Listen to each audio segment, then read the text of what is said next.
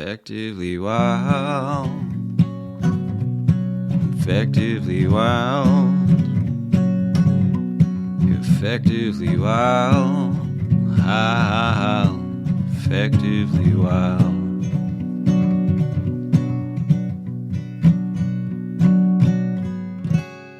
Hello and welcome to episode 2475 of Effectively Wild, a baseball podcast from FanGraphs presented by our Patreon supporters. I am Ben Lindbergh of The Ringer, joined by Meg Rowley of FanGraphs. Hello, Meg.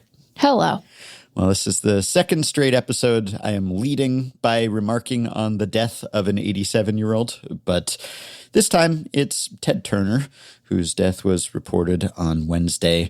The TV visionary, the raconteur, the eccentric showman, the creator of CNN and TNT and the TBS Superstation, and, of course, sports owner. And so in our world, there have been a lot of Turner obits about his time owning the Braves, which was pretty transformational from a broadcast perspective. And obviously, he made a lot of news in his day, as Rob Manfred's little note about Turner's passing said he led with a style uniquely his own, which is one way to put it, I guess. And probably not all commissioners were such a fan of that style at all times. But one thing that I keep seeing in some of these remembrances of Turner is something that he supposedly said after firing Bobby Cox following the 1981 season, which reminded me of the discussion that we had last time about when to fire a manager and are you doing it just for show? Is this change for change's sake? And we talked about Dan Szymborski's piece about how teams tend to play to their projections after firing a manager. And we kind of quasi-complimented the Mets on some level. It's hard to come by compliments for the Mets these days, but just for not doing the easy thing, which would have been to fire Carlos Mendoza, but to acknowledge that if there are problems, they probably go deeper than that, and maybe true accountability looks like holding yourself responsible or making some more sweeping change than just sacrificing the manager. So it has been widely reported that when Ted Turner fired Bobby Cox as manager of the Braves after the 81 season, Turner said when he was asked who was on his list of potential replacements, quote, "It would be Bobby Cox if I hadn't just fired him. We need someone like him around here," which I think this is maybe partly apocryphal. I think this is a case of a quote being cleaned up and burnished a bit in the retelling. I'm not positive about that, but the actual formulation of that quote verbatim did not appear in the newspaper archives for decades after this firing. So I'm not sure that he actually said it that way, or if he did, it wasn't reported in the papers at the time. But I did find the UPI piece on the firing. And this was from October 8th, 1981, and it leads with this. The Atlanta Braves dumped Bobby Cox Thursday, with owner Ted Turner saying that it was done simply for the sake of change, that his successor has not been picked, and that if Cox hadn't been the outgoing manager, he would be one of the leading candidates. So essentially, the substance is the same. The actual quote, though, is "a fresh face. That's all it was," Turner said of the decision to fire Cox, who managed the Braves for 4 seasons and still has a year to go on his contract. "If Bobby wasn't here, he'd be one of the leading candidates for the job. A new broom sweeps clean. That's all." So this is maybe just the most explicit acknowledgement of why these moves are often made. As we said last time, it's purely so that you can say you did something. And in this case, he didn't even dislike the manager. He didn't blame the manager. In fact, he ended up rehiring the manager later, and it was done purely because the team was not doing well and he felt like he had to do something. But usually you don't see it stated quite that plainly. And I guess this is what made Ted Turner. He would just sort of speak his mind or whatever. One of the things anyway. Yeah. One of the things, yes.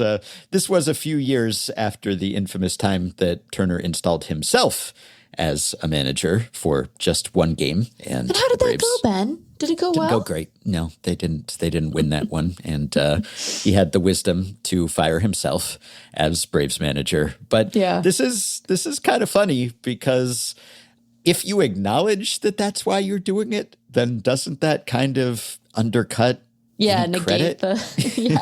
Yeah. Like, you at least have to maintain the fiction that you're doing this. Not that you have to throw the outgoing skipper under the bus or anything, but you have to act like things will be different and or better because you did this, right? Otherwise, it's like totally defeating the purpose if you're just like, he's probably the best guy for the job, but we just had to do something, I guess. It's a very Ted Turner sort of thing to say and believe. The man didn't lack confidence, you could say any number of things about him, but he sure didn't lack for confidence. I don't know, like on balance, if all of our current billionaires were like Ted Turner, we'd be much better off. So I don't want to sound like I'm time philanthropist. Yeah, ragging on the guy too hard. Look, if you can manage to hold on to Jane Fonda for a little while, you have to have some redeeming qualities, I'd submit. It is kind of a funny thing because there was a directness born of confidence, maybe would be the way to put it, with Turner. And it's funny because is he maybe not the original? Is he one of the original process guys? Maybe. I think you could make an argument that, everyone thought he was bad at a team. How did those Braves teams turn out? Some of them ended up being pretty good. Had quite a run. Had quite a run. So he's a fascinating figure in American life, and that extends to his approach to owning a pro sports franchise. And in this same UPI piece, John Mullen, who was the Braves GM, he sort of seconded the sentiment that they certainly had nothing against Bobby Cox, and Turner said he was personally very friendly with Cox, and Mullen said, quote, "It was the consensus of people in baseball that we needed to make a change." Which I love. People in baseball thought we needed to make a change. Yeah. That's no knock on Bobby. We hope it works. Maybe it won't. So I guess it's about the nicest way you can fire a guy. It's just like, I don't know. Everyone was saying we needed to do something. So I guess this is what we did. Yeah, why not? I mean, nothing against Bobby. Bobby's great. Bobby's the best. But and Bobby Cox didn't complain either. And he kind of took it in stride and he understood. So everyone just kind of went through the motions, basically, of how these things have historically worked. So, and as for Mullins, maybe it'll work, maybe it won't. I guess it kind of did. So they hired Joe Torre, and the Braves had been bad before Cox. They had finished last a couple times before Cox came in, and then they finished last a couple times with Cox. And then they improved a bit, but not enough. They were 500-ish under him for a couple of years, and then they got rid of him. And then they brought in Joe Torre, and they won the division the next year in 82, and they made it to the NLCS. So in that sense, maybe it worked, but then they didn't make the playoffs again under Torre, and he got the axe after 4 seasons. And they rehired Bobby Cox as the GM for a few years because this was an era where roles were more amorphous. Yes. An owner could be a manager for a day at least, and managers could be GMs, and GMs could be managers. And Bobby Cox and Whitey Herzog and these guys could kind of be two-way players in that sense. And in fact, they were talking about making, according to this piece, Phil Niekro, the 42-year-old then knuckleballer for the Braves, they talked to him about being a player manager.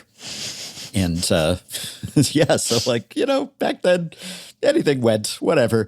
So Torre, the Braves sort of stagnated under him. They got rid of him. Then they brought Cox back as the GM, and then Cox as the GM eventually fired the manager and installed himself as the manager, and the rest is history. And then, of course, the Braves went on to decades of success. And it's hard to quantify the impact of a manager, but all the attempts that have been made have suggested that if anyone had any real perceptible impact, it was Bobby Cox. And people have shown that players have played better under him than under others, and that the pitchers got more calls under him, which was maybe just because you had Maddox and Glavine and Smoltz and all these guys who could expand the zone, but also he had a way of really riding umpires and giving them a hard time, and some have suggested that he helps pitchers and catchers get more calls because of that.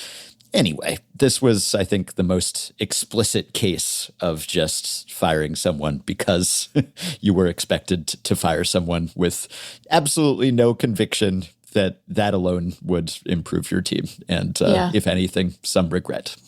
Yeah. Well, yep. Let's see. So I've been hearing and seeing in recent days a lot of Mike Trout trade chatter. That has reared its head again. I think maybe the instigator was Keith Law, who wrote a piece for The Athletic about how the Angels should trade Trout. And look, it's a fun, if perhaps far-fetched, hypothetical and scenario, and it's worthy of discussing. My only gripe with Keith's piece is that it's framed very much as the Angels should do this. It's exclusively, there's one parenthetical sentence which mentions Trout has a no-trade clause and has the right to veto any trade. That's it. And of course, he's a 10-5 guy, so you can doubly scuttle any attempt to trade him. But that's the only acknowledgement that might be a potential sticking point to this deal, and the rest of it is just trying to talk the Angels into doing it. I think probably the bigger barrier and steeper impediment to a deal getting done is Trout himself agreeing to be traded, because to this point, at least, he has shown no inclination to go elsewhere. And this has come up before, and of course he's had multiple chances to test free agency, and he's signed multiple extensions, sometimes probably making less than he might have had he hit the open market. And the last time this came up a couple of years ago or whenever it was, he very much cast cold water on the idea that he would want to go, and he wanted to sort of stick it out and win in Anaheim and not take what he seemed to view as the easy way out or a shortcut or something. And so I don't know whether he feels any differently about that now. It's been a couple of years, things have changed, but he seems to be happy playing for that team in that area and not uprooting his family and all the rest. So this might all be moot, because even if the Angels decide to try to do it and found a taker, Trout might say no thanks. But I would like this to happen. I don't think it will, but I would be happy if it did, because at this point, I think it's safe to say that skills-wise, at least, Trout is back. This is Trout. He's the old young Trout again. And I don't think it's too small a sample to say that the skills are still in there and largely intact. And could he get hurt at any moment? Absolutely. But I'm relieved to find that that superstar level player still appears to be there, because he is playing like, if not peak Trout, quite close to peak Trout, and the underlying numbers are all there, and the quality of contact and the speed and all of it. I mean, this is Trout. This is the Trout that we knew and loved and feared was gone forever. I mean, he has a 173 WRC plus. He is on pace for 7.6 WAR. Yeah. He is having his 2019 MVP season, essentially. I mean, almost stat for stat. I was reading a Buster-only piece about him, and Buster quotes Brad Ausmus, who says that Trout looks very much like he did when I was with the Angels, which was in 2019. That was the last time Trout won an MVP award. And the numbers are eerily similar, really, offensively, at least. I mean, 173 this year, WRC plus 177 that year. The WOBA's 5 points apart. The expected weighted on base, 461, identical in both cases. He is on pace for 7.6 WAR this year. He had 7.6 WAR that year, and that was in 134 games, and he's on pace for more than that, amazingly, this year. But he already has more plate appearances than he did in 2021 and 2024, and he is 1/10 of a win at FanGraphs away from equaling his WAR from 2025 when he played 130 games and had 556 plate appearances. He's 36 games and 165 plate appearances into the season. So, and, the strikeout rate has fallen significantly as we have discussed. So everything kind of looks like what he was the last time he won MVP. I'm not saying he's going to win MVP this year. For one thing, Aaron Judge is on pace for 63 homers and doing his usual thing. And I'm not taking it for granted that Trout is going to stay intact all season. Sure. But I now believe again that guy is still in there. As long as he is healthy, I think he could continue to perform at roughly this level, which I did not at all take for granted after his pretty pedestrian performance last season. I think that I agree that I am at a place with his 2026 performance where the thing that is keeping a cap on my enthusiasm for his potential eventual WAR production has much more to do with health than skill, and the skill piece had crept in pretty profoundly in the last little while. And so that's very exciting. I do not know the mind of the man. Who can know the mind of a thumb, really, Do you remember Spy Kids? Mm-hmm. You remember the thumb guys in Spy Kids? Yeah. I think about them a lot when I watch Mike Trout play, which is surprising because they were famously not very dexterous and he is quite skilled. Yeah, although thumbs are pretty dexterous. I know, and so essential, right? Where would we be without them? Yeah. Certainly in a less dexterous place. But I think, I can imagine there being multiple forces sort of pushing and pulling at Trout. And I wonder if his reluctance to be traded, his sort of confidence in, misguided though it may be, the Angels and their potential, is being worn down, not even so much because of anything the Angels have done, although, they do sit in last place in a soft division, but they sit in last place in the West. Yeah. But sort of, one must reckon with one's own mortality and limitations. Yeah. And I wonder how much Trout thinks of himself as being on, if not his last ride, then one of the last rides, right? Mm-hmm. That a season like this from a guy who has dealt with so much injury bad luck in the last couple of years probably maybe shouldn't be taken for granted. Now, that reality is likely to factor into the enthusiasm that any club acquiring him might have. Yes. And then you have the push and pull of contract versus prospects in any kind of trade, right? Because who knows what enthusiasm the Angels would have in paying down his deal to move him and get a better prospect, et cetera. So, there's the mechanics and reality of a trade just in terms of the values returned that one would have to grapple with if you were running the Angels front office and trying to find a fit. And then, of course, you have to find a fit that he's willing to go to. And so this brings us to the second consideration, which is how committed is Mike Trout to playing center field? Mm-hmm. Because if he has flexibility in that notion and is willing to play in a corner, well, I think his trade market is much wider. That doesn't seem like that's an obvious thing to say. It doesn't seem so controversial. But if you're willing to shift, well, then you're not just limited to the teams that are at the bottom of the center field, hierarchy, but the teams that are dealing with outfield holes more generally. And your number of contenders might grow substantially because guess what? There are some teams that are expected to be pretty good that are at the bottom of the left and right field depth charts, at least by our projections at FanGraphs.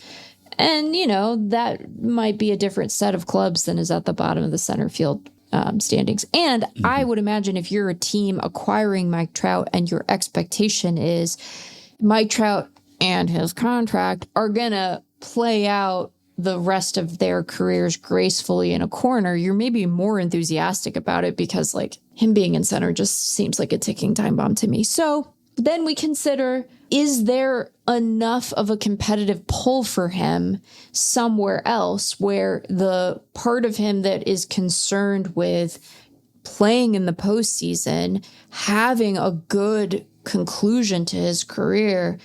Is there enough interest from a team that really is on the edge of something and could use him for there to be basically, do we think the Phillies are good enough?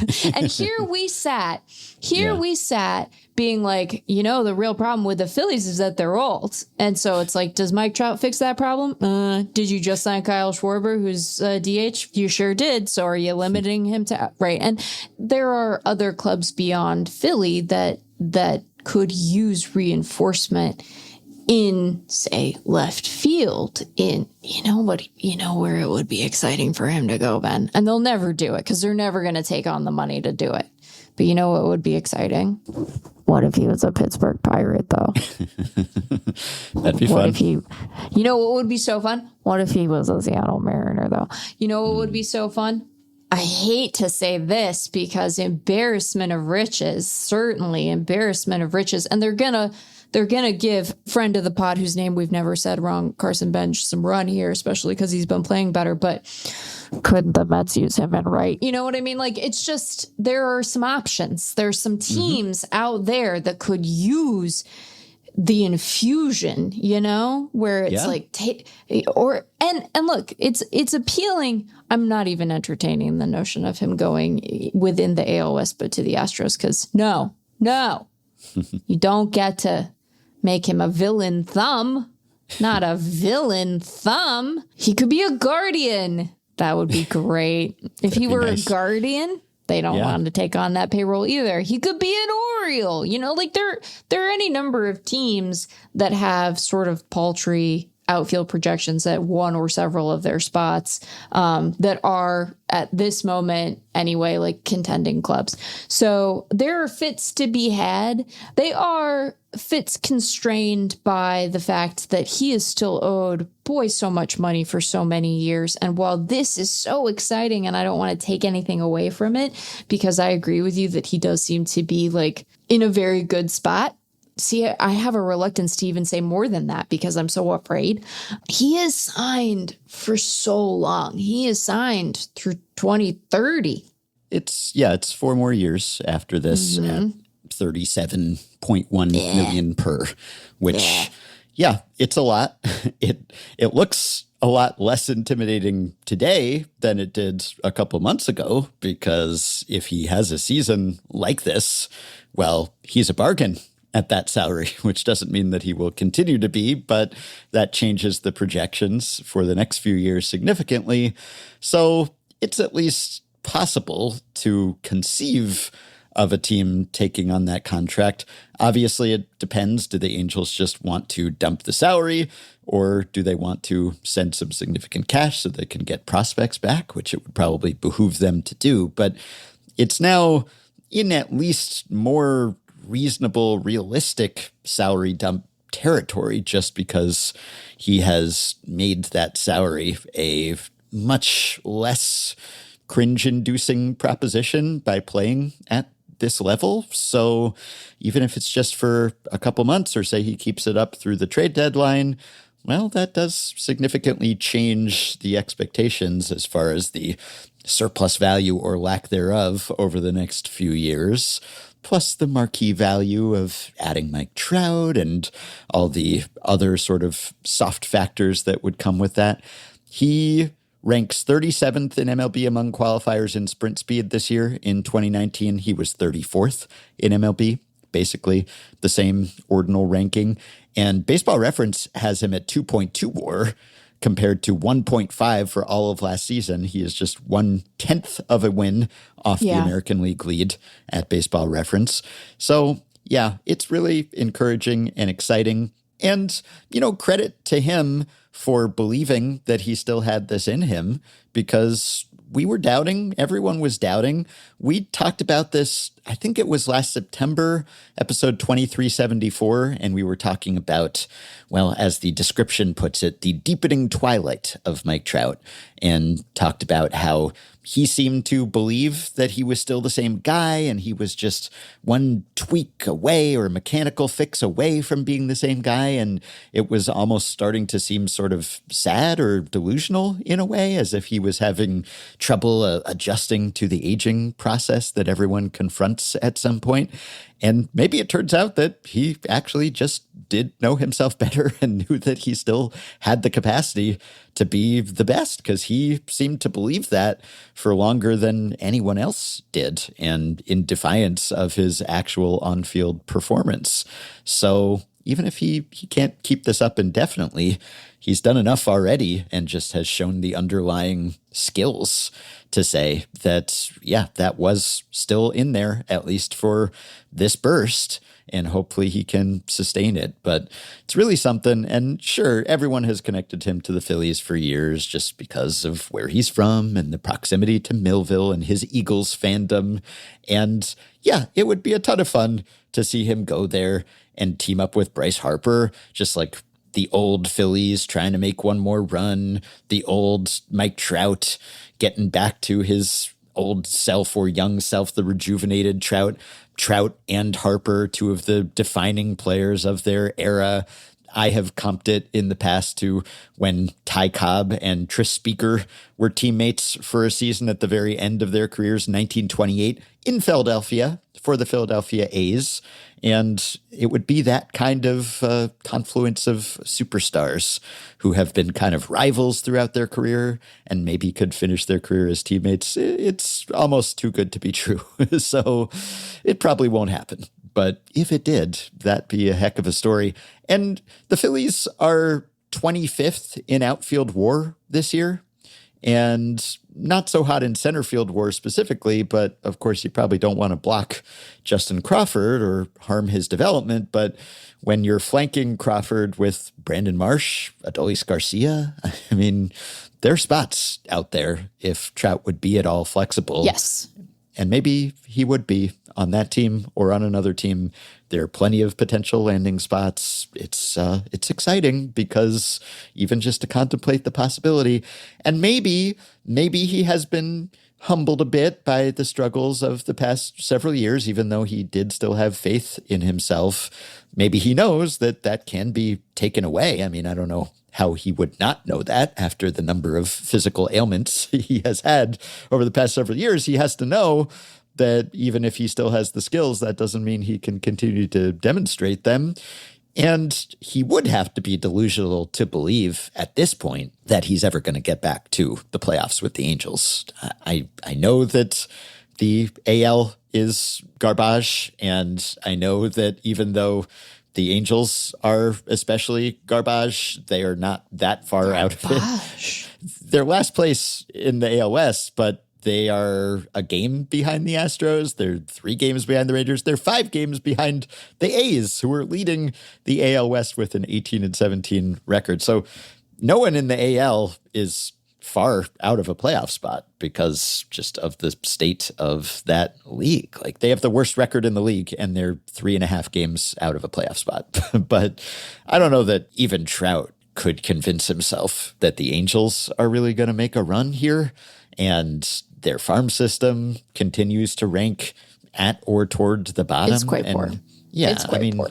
He's seen this play before. I don't know how he could look around, even if he's irrationally optimistic about this team. He's been there so long. They've struggled so long, even when he had stronger supporting casts than this. And it's not as if there's cavalry that's about to arrive. So and given his age and given his recent harder times, even if he does have 4 seasons left after this, I know baseball's super unpredictable and anything can happen in 4 years, but who knows what he'll be in 4 years. And the Angels, can you really realistically, confidently project that the Angels are going to make the playoffs again before the end of Trout's contract, which runs through 2030? I don't think so. And maybe that's not the top priority for him. And maybe he's comfortable there, and maybe he values being a one franchise guy, and he's got family and friends and all the rest of it. And maybe ultimately that's more important to him. And if it is, fine. We each have to have our own priorities, but I would sure love to see him get back to the playoffs. So it would be really nice to have that be. It's maybe already kind of the defining narrative of his career. I guess it's, he got off to the fastest, strongest start of any player ever, basically had the most dominant run. And then it looked like the second prevailing narrative of his career was going to be a kind of Ken Griffey Jr.-esque back half of the career where he was injured and not very productive and didn't fulfill the full promise. And, well, maybe he's slowly but surely starting to change that here. Even if he did have one more outlier MVP caliber season, I think that would significantly change that idea that it was just, oh, yeah, it was all downhill and he couldn't stay healthy and it just left him so early. Even one season would change that. And even one season just getting back to the playoffs, even if it's more of a mercenary thing, maybe it wouldn't be as satisfying to him as staying in one place and helping the Angels get back to October. But I don't think he can do it by himself, no matter how good he is. He's certainly shown that, and so have the Angels. We know what his priorities were as of like the last time this question was really put to him. But I don't think that there were a lot of people, even, last year where he was sitting with like a 120 WRC plus, which isn't an unuseful player by any means, that were like, so, hey, Mike, you want to be traded now? It was like, that wasn't the pressing concern as it pertained to Trout. And you're right. Maybe his priorities are precisely the same. And, he is comfortable there. He's got the California resident season pass to Disneyland. I think it's fine for pro athletes to sort of pick their club and say, hey, I want to try to make a run with this one. But I also think that it's fine if those priorities change along with your perspective on your own career and the team's chances. I can't imagine there being an Angels fan who would accuse Trout of not giving it his all and not giving the team sufficient chances to try to build a contender around him. Yeah. He's put in his time. He's put in his work, I think. And if he wanted to move on, I wouldn't blame him for that. I wouldn't think of him as, disloyal or whatever. Now, finding a fit is gonna be interesting and dictated, I would imagine, in part by what are the Angels' priorities, to your point. Is it just offloading the contract, or is it getting guys back who might help them jumpstart the next era of contention? So, that I think would have a lot to do with his ability to be moved. And he's not gonna, I don't know him, but he's not gonna consent to go to the White Sox, right? Hey, the White Sox, they're making a run. I understand, but come on. Yeah, team on the rise. Let's be realistic here. It would be so fun could you put him on a roster with Connor Griffin, and then is it just too much neck? Is it whoa, all neck? Whoops. Whoops. I never remember. Yeah. Oops. Yeah. Oops, all neck. You're is he a neck or a thumb? He's both. He's a necky thumb. Basically, any place you could potentially fantasy cast him would be fun. Keith talks about the Phillies. He also talks about the Rangers. Yeah, that's intra-division. There are just so many. Look, if Rafael Devers could be traded, maybe Mike Trout could. So different ages, different stages. But Mike Trout's playing a whole heck of a lot better than Rafael Devers, even though he's several years older. He doesn't look it, so you never know. Yankees, you never know. Tigers, Padres. I don't know. Look, this is fun regardless. If he just stays put and continues to be an Angel for life, this is still fun. This is still one of my favorite developments of this season, that we are getting the old Mike Trout back. So it's an incredible thing. I mean, we and again, I hesitate so much to even talk about it because there's a gap of a couple of hours between when we record and when episodes drop. And you know what happens in between? Baseball men take the field. Yes. And sometimes all they do is take BP and then they're out for the rest of the season. That's about Carlos Correa goofing up his ankle, Yeah, we can talk about that in a sec. We could talk about that. But I'm just saying that when the injury history has been as protracted as this, and some of the things aren't different, right? He still has a degenerative back condition, Yeah, presumably. That hasn't been the problem of late, but it is a problem that still looms. It would be so funny to put him on a Phillies team that is already just so old. Ben, they are profoundly pretty old. So that's something, but he should be in a Phillies uniform before he retires. I'm sorry. This is a thing I believe. It just makes too much sense. It just makes too much sense. Into the unusual medical devices phase of his career, which, hey, who knows? I hadn't thought about Maybe that has helped. I hadn't thought about him and Harper and the weird laser slab thing that costs a fortune. Out on it now. You never know. But if people are wondering how is he doing this, aside from alternative treatments of that kind, now part of it is just mechanics and swing changes and stuff, which he had talked for a long time about how he felt like he just wasn't quite right mechanically. And he didn't seem to have the same stability and repeatability. And he just felt like he was one tweak away. And until he made those tweaks, it sounded sort of like he had convinced himself of that, but not everyone was buying it. But he did make some changes at the end of last season. After we had that conversation about the twilight of his career, he finished very strong, and he was kind of on a tear the last couple of weeks of the season, and then continued to work over the winter. But he also made some changes to his body, to his fitness routine. And I have to give a shout out to a listener who emailed us a couple of years ago, and his name is Josh Oakhurst. And we actually read this email. This email came in on August 12th, 2024. And we read it, I believe, on episode 2218 and entertained this possibility. But we were talking at the time about, does he just lack the healing factor of Wolverine? Is there just something in his genes that prevents him from returning from injuries that usually don't have such long recovery periods?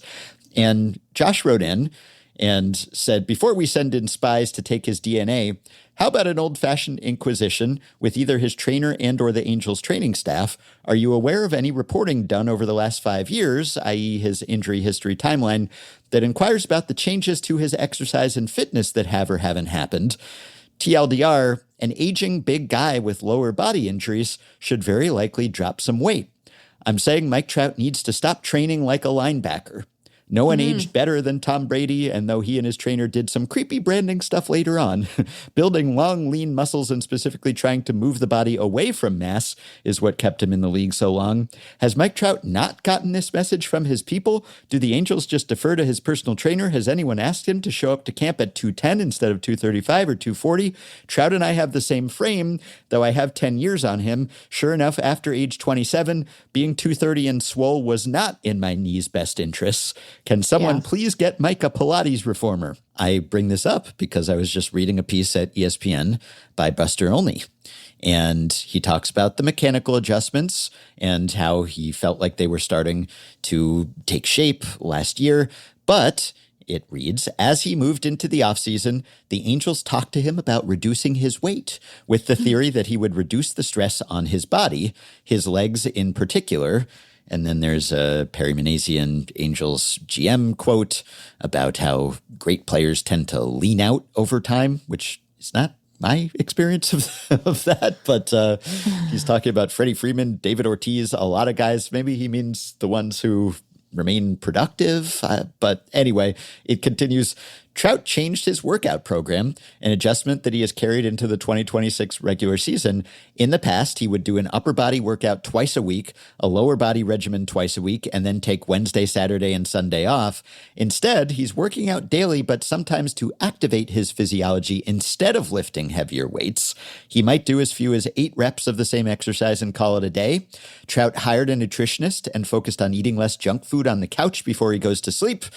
And along the way, his weight dropped to 230 pounds, which is about 8 to 10 pounds less than in previous seasons. He noticed an immediate difference late in the winter with how his legs and knees felt. So this is kind of what Josh was suggesting. It's not 210, and I don't know if he's into Pilates, but at least the idea of dropping some weight and maybe getting into slightly less intense lifting than he had been doing as a younger guy. And also, a lot of people, you get into your 30s, maybe the metabolism slows down a bit. You find that the junk food, it accumulates a little more than it once did. So I think Josh was sort of spot on here. So I don't know what it says that the Angels were just talking to him about this late last season, and an effectively wild emailer was suggesting this more than a year before. But who knows? Maybe it just took some time for them to work their way up to broaching the subject with him. Or maybe he just couldn't have been convinced until he kind of had to bottom out performance-wise and really realized that he needed to do something different. But yeah, I think that suggestion was kind of on the right track, and maybe that has helped and has diminished the wear and tear somewhat.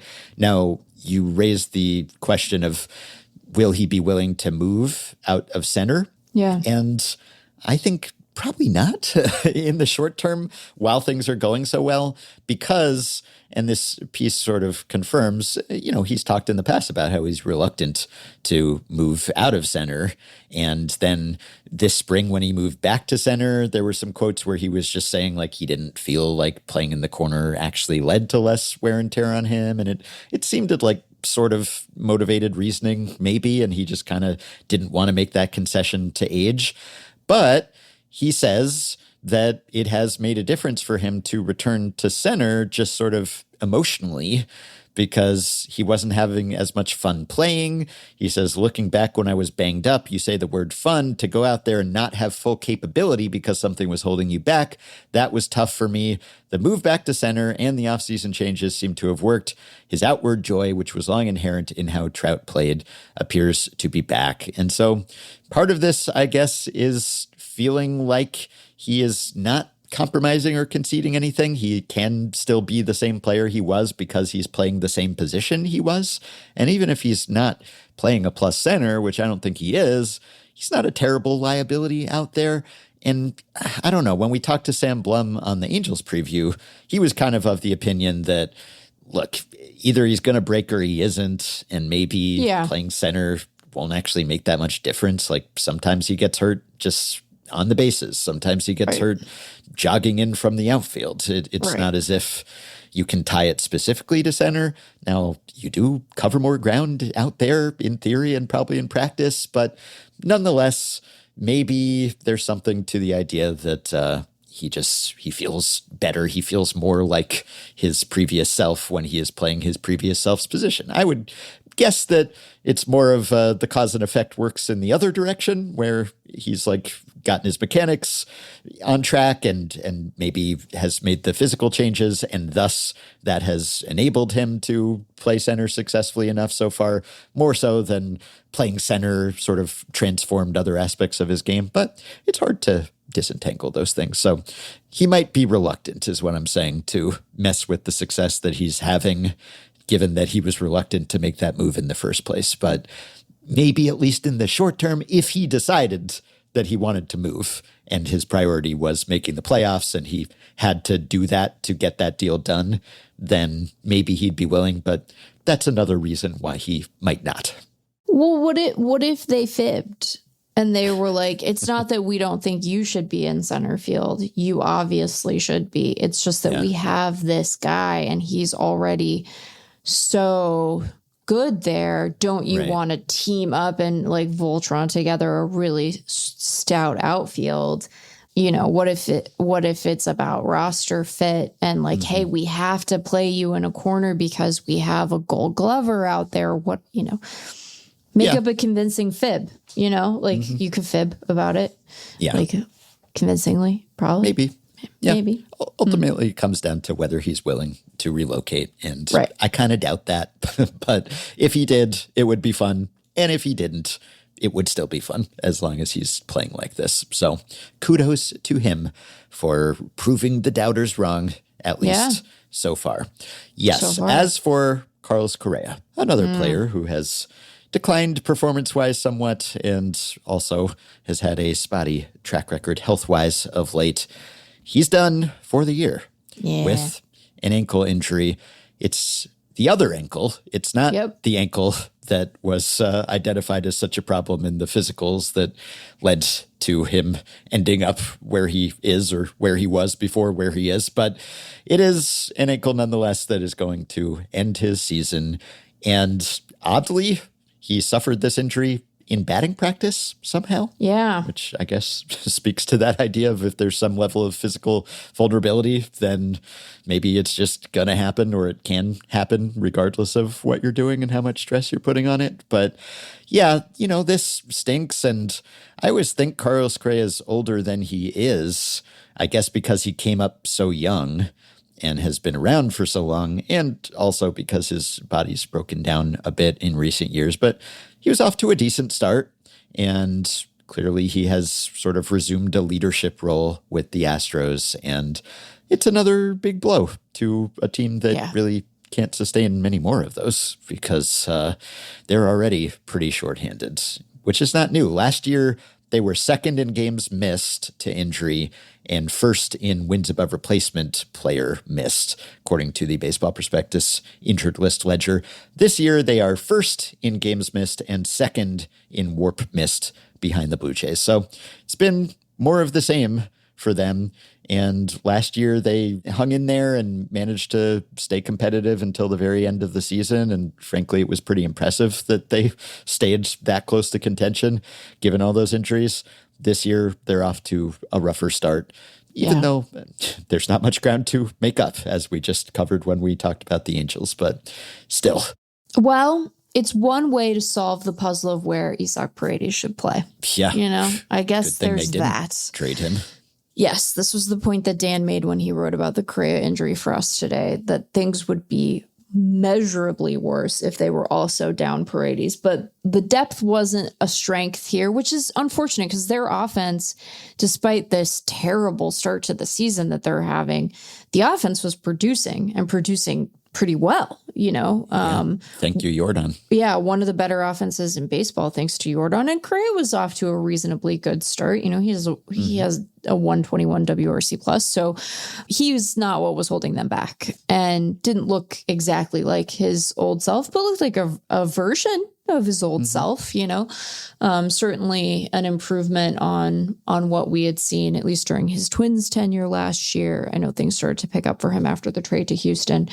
But they're pretty well maxed out now, because one of the great things about Paredes in this sort of super sub role was that you could deploy him a lot of different places. Well, okay, now you're going to get solid production theoretically out of him at third base, but your ability to paper over gaps if anyone else goes down greatly diminished. And, as we were working through editing that piece, their odds on the Zip side, their playoff odds as it pertains to Zips, have taken a real nosedive after this injury. They're holding steady in the FanGraphs odds, and some of that is just the way that playing time has gotten reallocated to guys like Paredes, and shifting the sort of waterfall effect that has allowed Jordan to DH more, which ups his playing time. I am skeptical of that, candidly.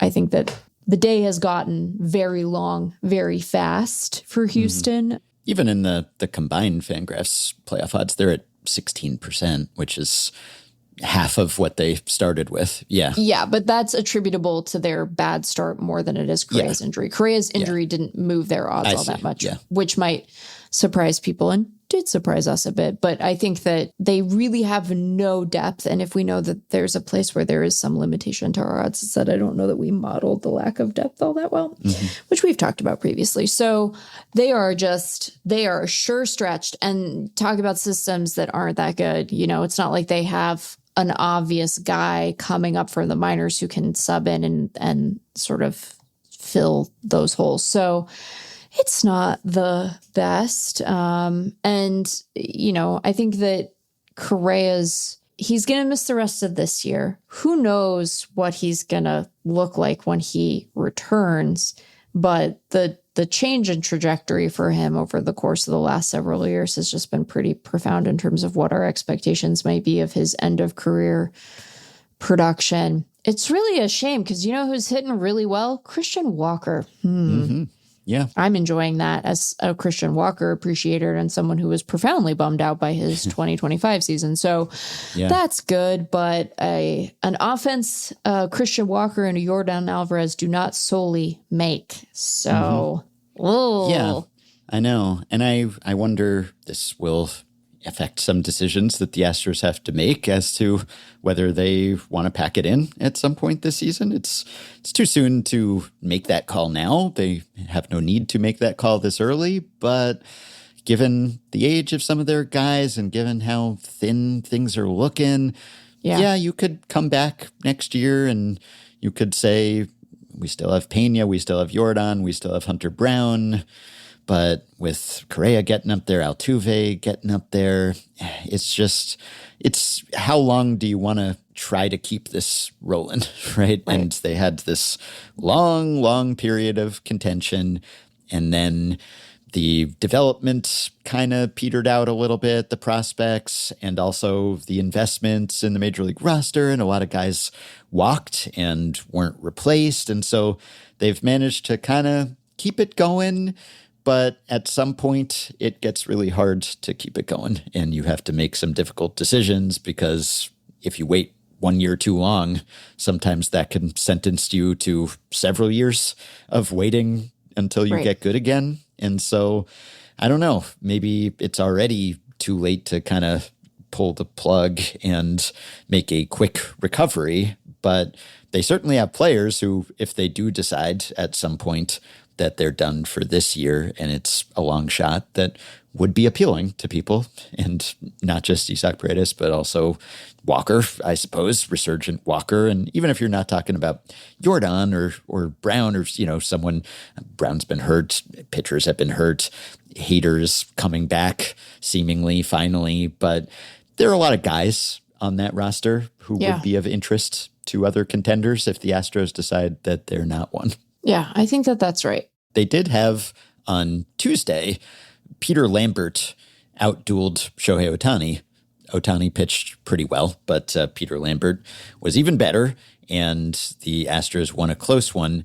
And I was thinking about this because there was a wave of guys who came back from having pitched in Japan or Korea or both after having started their careers in the majors. And so they went over to Asia and they came back and were signed this past offseason. I don't know if I'm forgetting anyone, but there was Peter Lambert.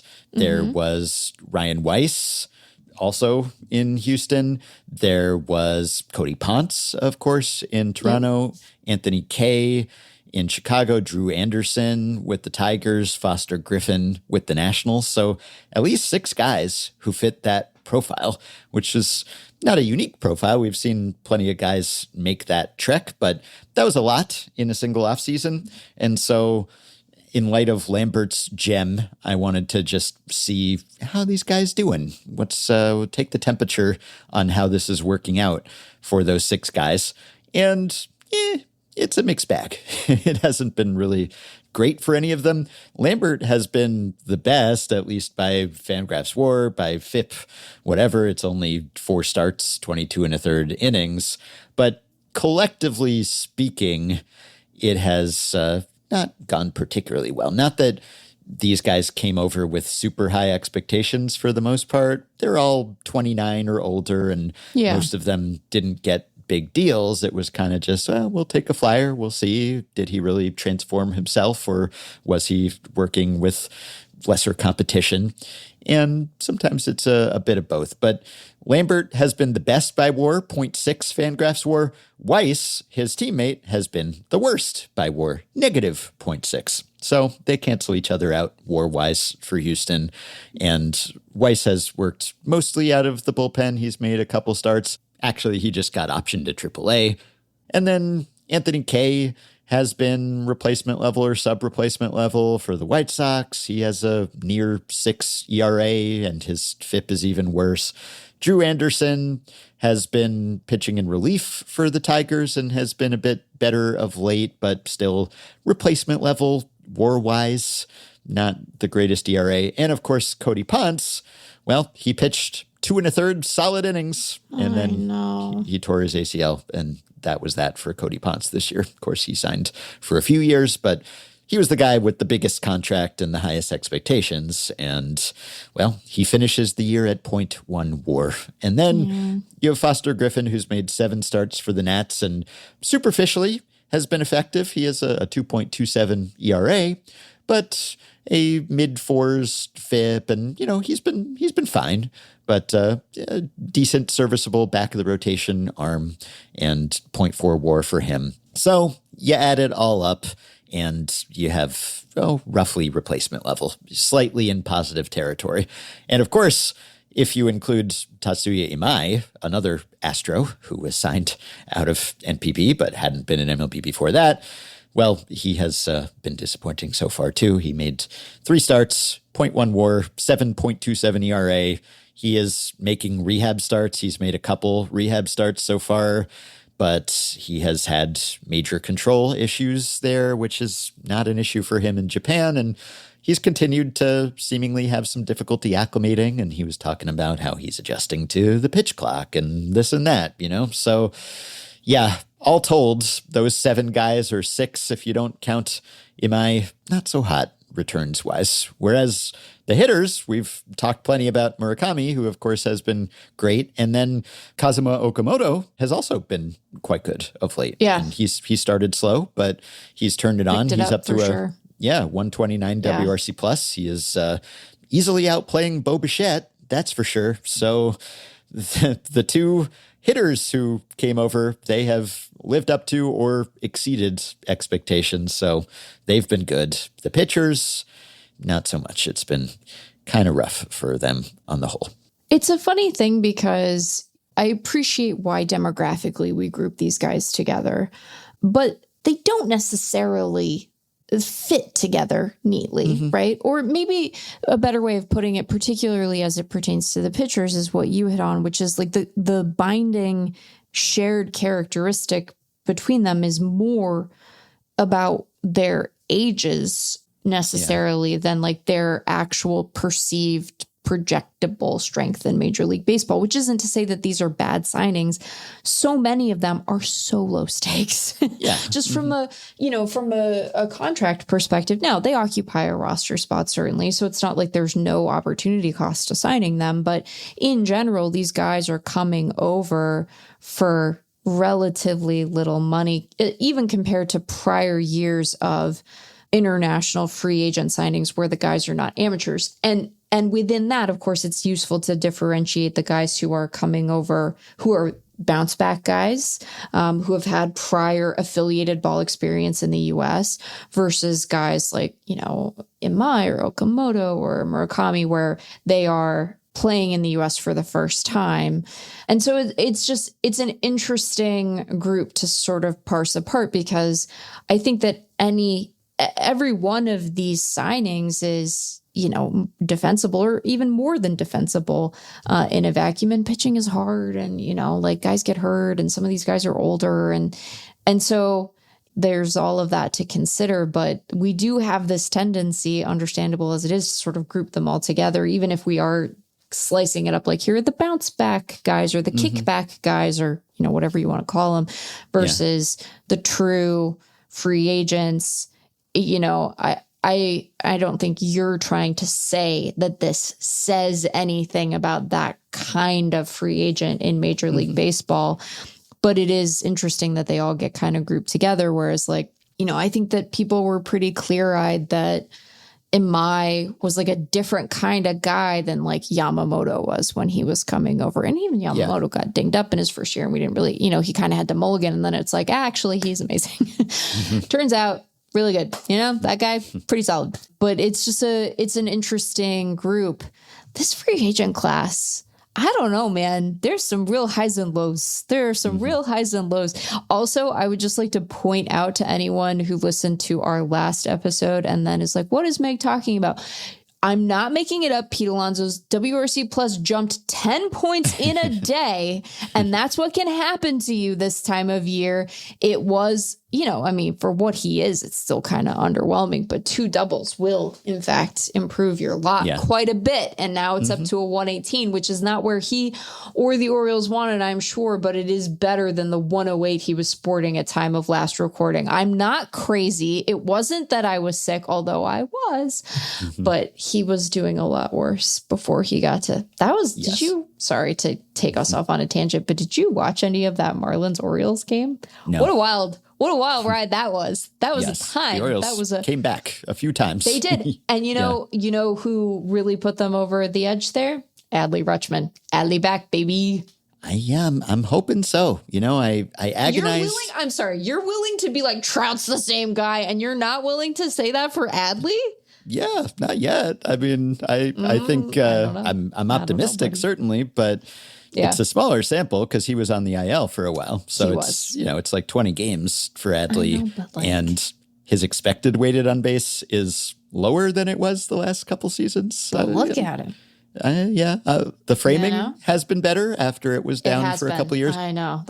That's the biggest relief to me, honestly. That to me is the surest sign that he's like back to being himself, is that the defense has rebounded. And it's like, it all looks so quiet back there. Yeah, I'm hopeful. I'm optimistic. I'm just saying. Yeah, I know. You're fully not buying wrong. it, but yeah, I'd like to think, because it was totally mystifying to me that it was mystifying. Yeah, it was so weird, and I agonized over whether to put him on my top 10 catchers list this year. I remember I was agonizing because I do that for MLB Network, and I left Patrick Bailey off this year, which I felt bad about, but it's like, no matter how great you are at framing, you do have to hit a little bit, and he has not hit a little bit. It's a problem. He has a 19 WRC plus. Yeah, it's like really including bad. Today's action, because he has, you'll be shocked to learn. No, he didn't homer today. I was looking at his 2026 line. He is hitting a $150. Yeah, it's really bad. And probably the quality of contact is better than the actual numbers, but still it not almost good. Has to be. It's like it's one of those things where the I'm like, I have been short-circuited by Patrick Bailey. Oh my God. 150, 218, 188. He's slugging 188, Ben. Could be lower by the time people hear this, or higher. Maybe he'll have a Pete Alonso-esque end to that game. Who knows? How many home runs would Patrick Bailey have to hit over the course of the remainder of his game today to get to a 118 WRC plus? The limit, you need new math. You need new math for that. Austin Hedges has a 127 WRC plus. I'm sure that's does not. Yeah. Oh yeah. Does he really? Mm-hmm. How does he? What? Well, it's 46 plate appearances, so don't get too excited. I'm still. When was the last time Austin Hedges had a 46 plate appearance stretch where he had a 127 WRC plus?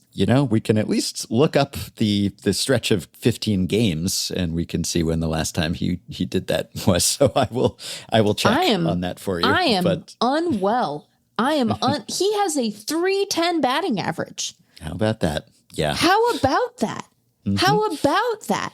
Wait a minute. We're just going to sit here in a cul-de-sac of Meg being shocked about catchers for a hot second, because how about that, Ben? The last time he had, so let's see, he has had a stretch of 15 games where he had, so 127. The last time he had a 127 over a stretch of 15 games was ending August 4th, 2022. He had a 15-game stretch that ended then when he had a 129 WRC plus. So it's not unprecedented, but it has been 4 years or so since he even had 15 games where he hit that well. I'm not buying it exactly, but probably Bailey will come up to closer to his usual range and Hedges will go down to his usual range, and they'll both kind of meet in their usual area of offensive ineptitude or somewhere thereabouts. But yeah, this has been Mick and Ben read catcher offensive I'm slash sorry, lines, it's just shocking. I made short-circuiting sounds when confronted with Patrick Bailey, and I wasn't much better with Austin Hedges. What? What? Yeah, well, I didn't know what to do with Bailey or with Adley. Hopefully this is a sign of more good things to come for Adley, but we will see. But I don't really know. But yeah, I wasn't suggesting that all of those guys who came back over were the same or anything. But no, I know you. We remarked on that trend. I mean, I don't know if it's a trend or if it was a 1-year influx, but we've certainly seen teams, I think, be more willing to take guys who go overseas and then they come back, because there have been some guys who followed that path and were successful and kind of reinvented themselves and came back and were better than they had been the first time, whether it's, I don't know, Kobe Lewis or Miles Michaelis or Merrill Kelly or Eric Fetty, right? And so, as the quality of play in those leagues has been appreciated and more players who started over there have come over, the same has been true, where it's not once you leave MLB to go to NPB or the KBO or wherever that's it for you. You could come back and have a second act if you'd care to. And some guys get better and find something over there with different instruction or whatever it is. So some of these guys were formerly prospects, like Foster Griffin was a first-round pick, and others weren't really, and some of them have dramatically reinvented themselves and have picked up new pitches, and others haven't so much. So, most of them were just, let's see what he has. It's worth bringing him in to compete for a spot and maybe be our fifth starter or something, with the exception of Ponce. The other guys were kind of in that category, even though they had taken different paths to that point. And to this point, I guess they have collectively performed about how you'd expect pitchers fitting that profile to perform, which is not great, but maybe playable, pitchable in some cases. But Lambert, for at least one day, he got the better of the Dodgers, so good for him. And speaking of a former Astros pitcher, maybe we could just touch on Framber for a second, because our timing was not ideal here either, because we talked last time about Tarek Skubal and his injury. Turned out he did have bone chips in the elbow, the loose bodies. Crunch, they are crunch, bone, crunch. Or some of them at least. Wow. Yeah. So we said, well, good thing they have Framber, because, things would be looking rough for them if they had not signed Framber. And that's still true, obviously. But it was not the perfect time to point that out, because Framber had a disaster start and then sort of self-destructed, and he did not cover himself in glory in his outing on Tuesday. No. So what happened with Framber, and, we talked plenty about the character concerns about Framber and whether that held up his market, and did he intentionally cross up his catcher last year with the Astros and all the rest. Anyway, he struggled. He was facing the Red Sox on Tuesday, and they were beating up on him, and he gave up 5 runs in the 3rd inning, and then he gave up back-to-back homers in the 4th, and then Trevor Story came up, and he plunked him. Framber plunked Story in the back, and I guess it's where you're, quote-unquote, supposed to do it if you're going to do it, in the letters. But it is pretty ridiculous that you're supposed to do it anywhere when you think about it. So, of course, Framber insisted that this was an accident, but really nobody was buying that, and he was ejected, and he has since been suspended for 6 games, and I don't know if he'll appeal or it'll be reduced or whatever, but he was suspended and fined. And if he misses a start, well, that doesn't help the already shorthanded Tigers. But this appeared to be pretty petulant, because it was a case of just like, well, they're crushing me and I'm mad about it. And so I'm just going to hit a guy. And there was also a theory, Eric Hosmer, who is part of the Royals broadcast team now and is extremely online.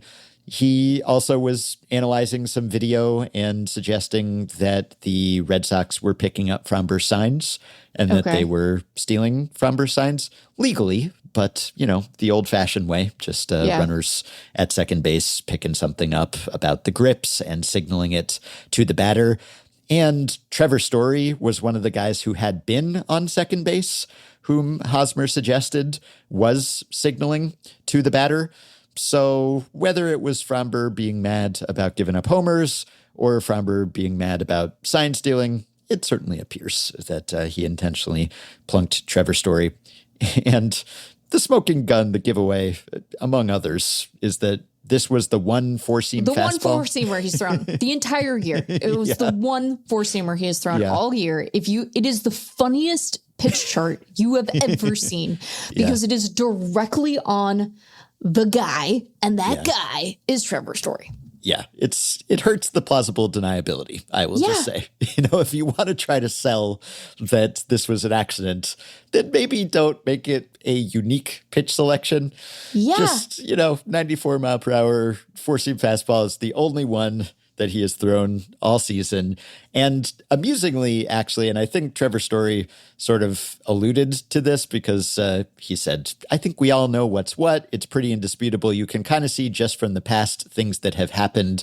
He was seemingly maybe referring to an incident last season when Framber, then with the Astros, was pitching against the Red Sox, and he hit Cedar Rafaela with a pitch at the end or near the end of a 6-run fourth inning.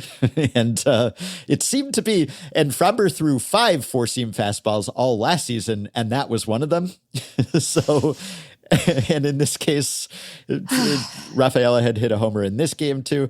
It is pretty amusing if it's just like he has a specially designated pitch type for plugging people. It's like, if you want to get away with this, don't just break out the four-seam fastball only when you want to hit people. I guess the charitable interpretation would be, well, he wanted to make sure he didn't hurt them, and so maybe he throws the pitch that's, I don't know, easiest to control or command or something so that he did plunk them precisely where he wanted to. But it's tough to sell that story when you just break out the four-seamer when it's time to hit someone.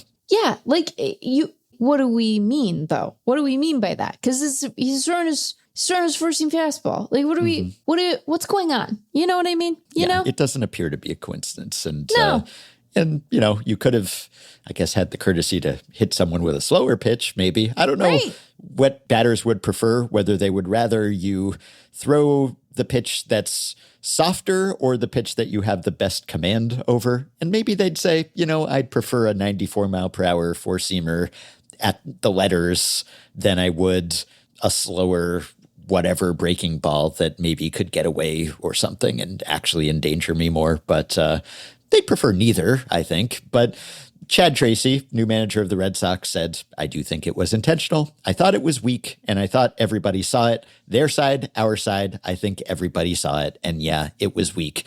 And the funny thing was, AJ Hinch, Tigers manager, who obviously was familiar with Framber from their Astros days.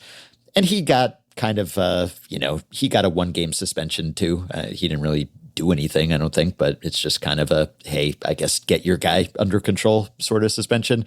But Hinch, because the bench is cleared, but then everyone just milled about and there were no punches exchanged or anything. It was a mutual hugging bench clearing. Yeah. Which I think was probably because even the Tigers couldn't really defend what Valdez did here.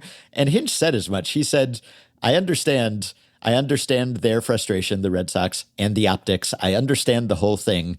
We play a really good brand of baseball here. That didn't feel like it. It's not judging intent.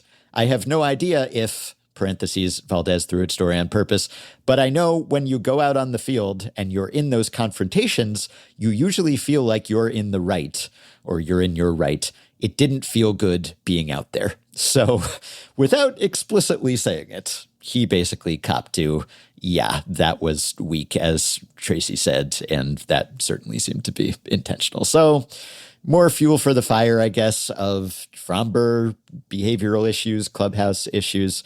They still need him. And, he entered the game having pitched in a pretty Framber Valdez-esque way. And that's pretty crucial for them in the absence of Skubal and all the other injured guys. But that's not going to endear him to anyone in that clubhouse, let alone other clubhouses.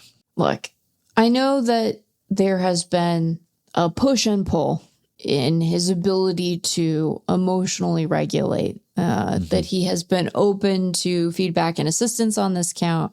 He's worked with a sports psychologist. Talked to Chandler Rome about that. Yeah. Right. Mm-hmm. But at a certain point, it's like, you can't be plunking guys on purpose because you're frustrated. You just, you can't be doing that, And I think that it's appropriate that he serve a suspension for that. Like, come on, man. You can't. And to his own detriment, right? Like, I think we struggled to know exactly how much it was going to matter in his free agency.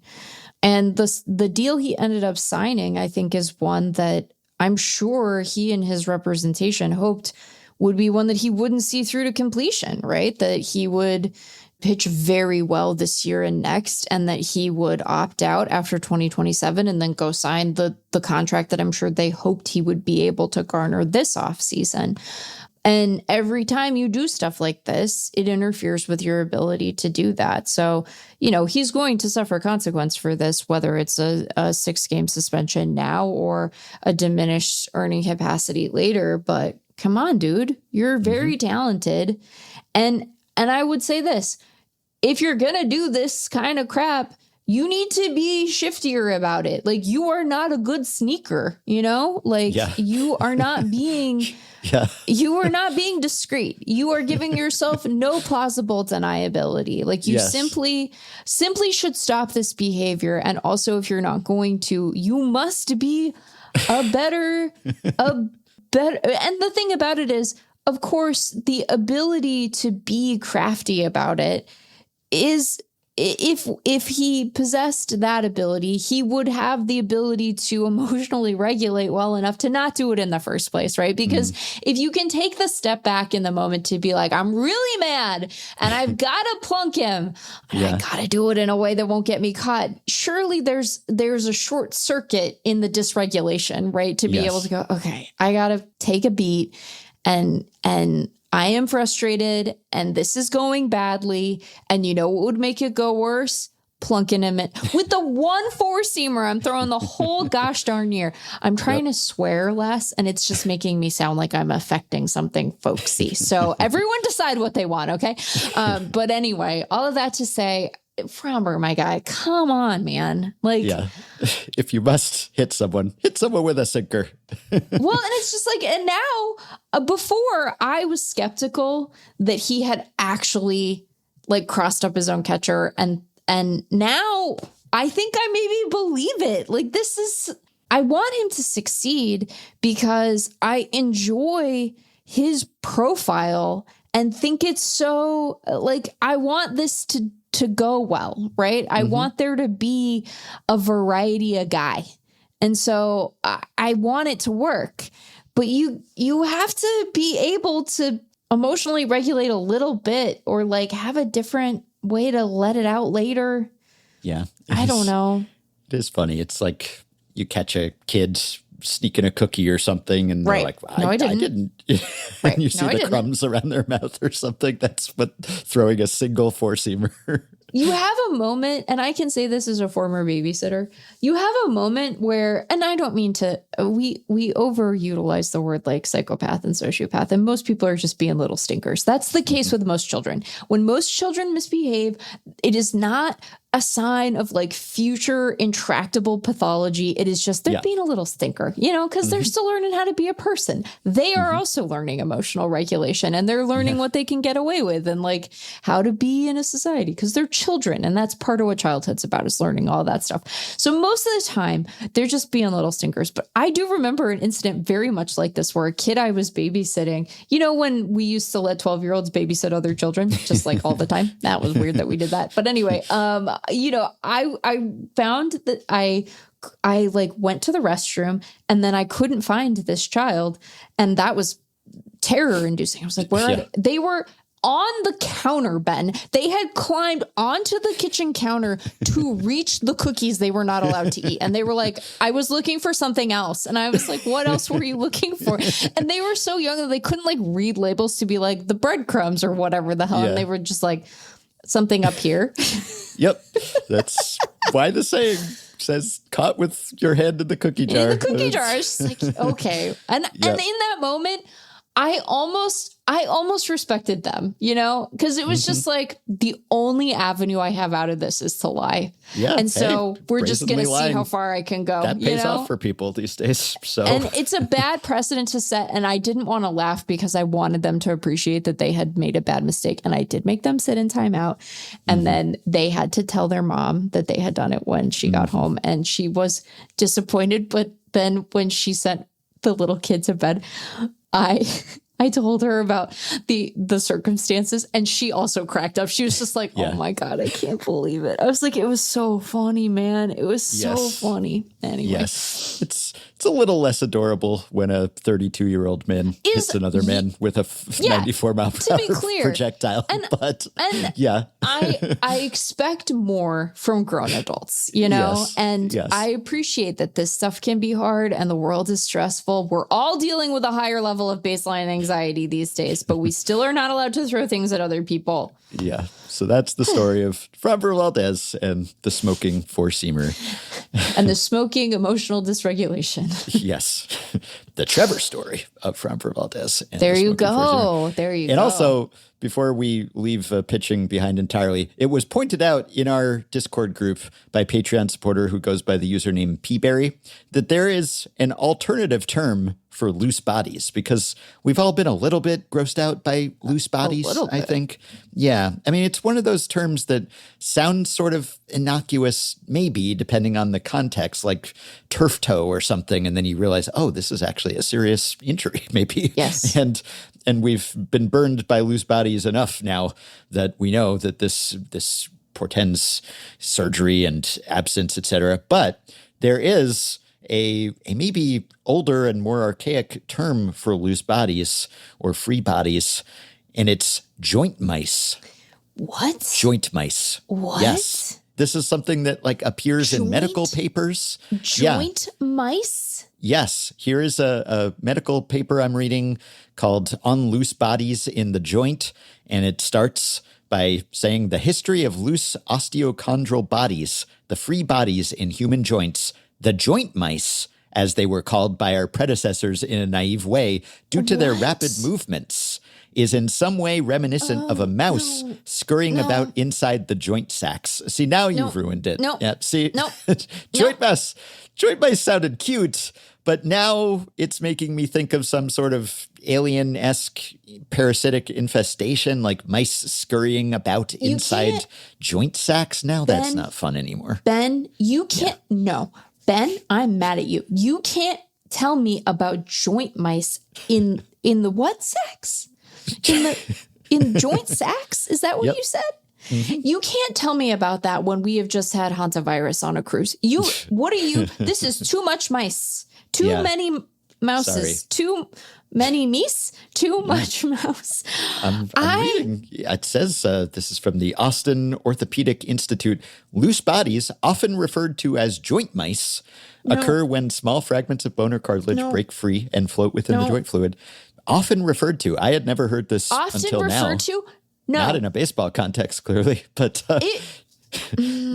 I'm so angry. I prefer it, frankly. I'd like to see official injury updates that Tarek Skubal is out with parentheses joint mice. I think no. Because then it sounds like no. I tried.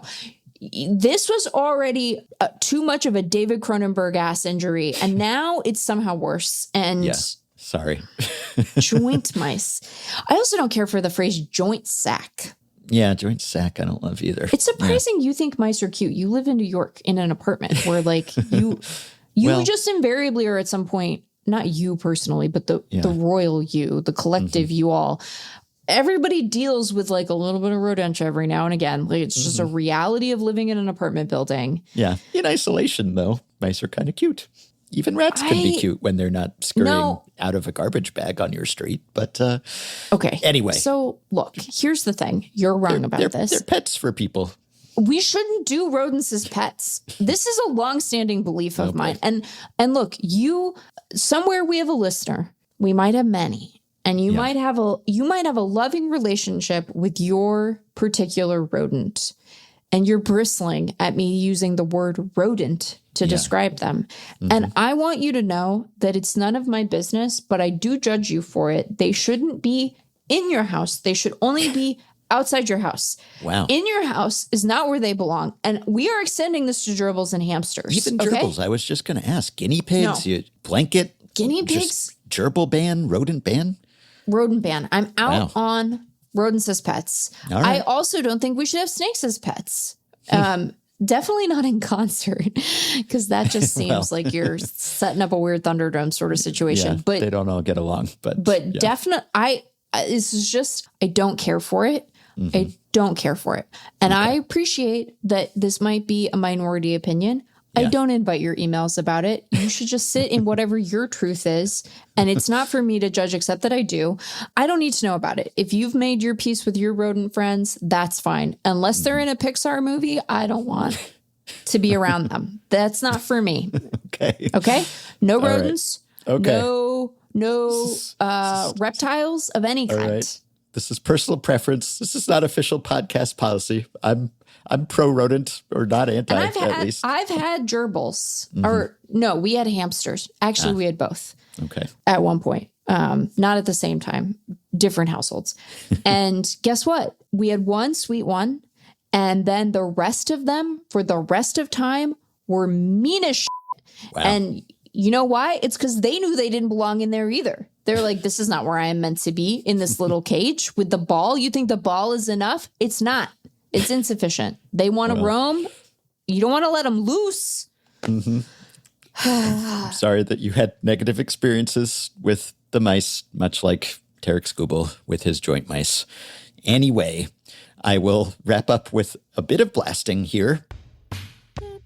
They'll take a data set sorted by something like ERA- or OBS plus, and then they'll tease out some interesting tidbit, discuss it at length, and analyze it for us in amazing ways. Here's today's Star Blast.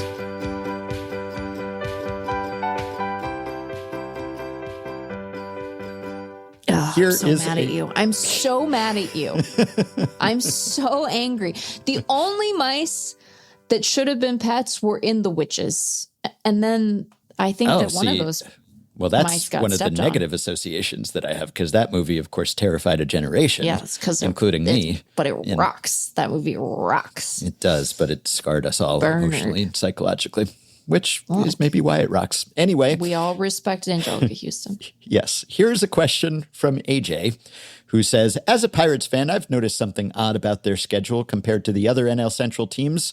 To date, and this was sent on April 27th, the only 3 divisional matchups have involved the Pirates on the road. This will change starting Monday when the Pirates face the Cardinals for the first time, but at home. But the weirdness continues still, as the Pirates will be the first and only NL Central opponent for each of the other teams, even after they face the Cardinals and Reds this week, which has happened now, meaning the Pirates will have played 5 series totaling 16 games against the NL Central, while each of the other teams has faced no one else in the division. So AJ says, I find this to be an odd piece of scheduling, especially this far into the season, so I pass it along to you both. Is this more common than I think, or is this a more noteworthy scheduling quirk? So Michael Mountain, frequent Stat Blast consultant, says, to state the observation more succinctly, the Pirates will have played against every other team in their division before any other NL Central team plays a divisional game which does not involve Pittsburgh. And Michael found 4 other such occurrences on record in a 5-team division. In 1998, every team in the NL West had played at least 12 games by April 13th, and every divisional game up to that point involved the Diamondbacks. In 2000, every team in the NL East had played at least 26 games by May 4th, and every divisional game up to that point involved the Phillies. In 2024, every team in the NL Central had played at least 37 games by May 9th, and every divisional game up to that point involved the Brewers. So same division a couple of years ago, maybe even more extreme with another team.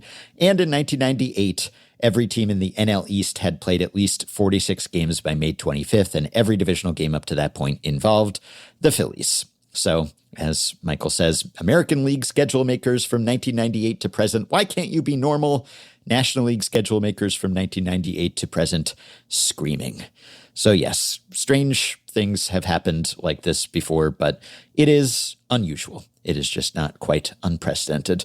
Another question in that vein comes to us from Jan, who says, looking at the box score for the Rockies-Reds game on April 29th, I noticed that Mickey Moniak was batting 9th in the lineup for the Rockies, even though he had the highest OPS on the team. This seemed like a very uncommon occurrence. How often does it happen that the batter with the highest OPS hits last in the order? Mickey Moniak is doing his best to make Bauman's prediction about home runs by a former number one look good, because he's up to 11. He's a 192 WRC plus, Mickey Moniak. How about that? I know.